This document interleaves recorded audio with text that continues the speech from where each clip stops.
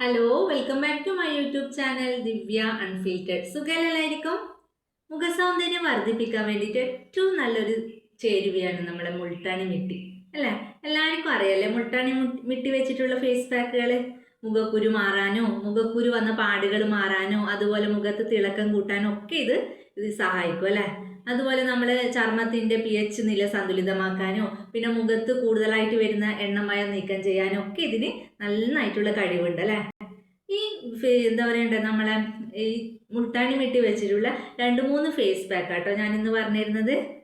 വേറെ ഒന്നുമല്ല, മുൾട്ടാണി മിട്ടിയും റോസ് വാട്ടറും തമ്മിൽ യോജിപ്പിച്ചിട്ട് നമ്മുടെ മുഖത്ത് അപ്ലൈ ചെയ്യാം.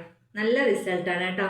പിന്നെ രണ്ടാമത്തത് മുൾട്ടാണി മിട്ടി അതുപോലെ മഞ്ഞൾപ്പൊടിയും പിന്നെ തക്കാളി നീരും, ഇത് മൂന്നും കൂടി യോജിപ്പിച്ചിട്ട് മുഖത്തിടുക കേട്ടോ. അതാണ് രണ്ടാമത്തെ പാക്ക്.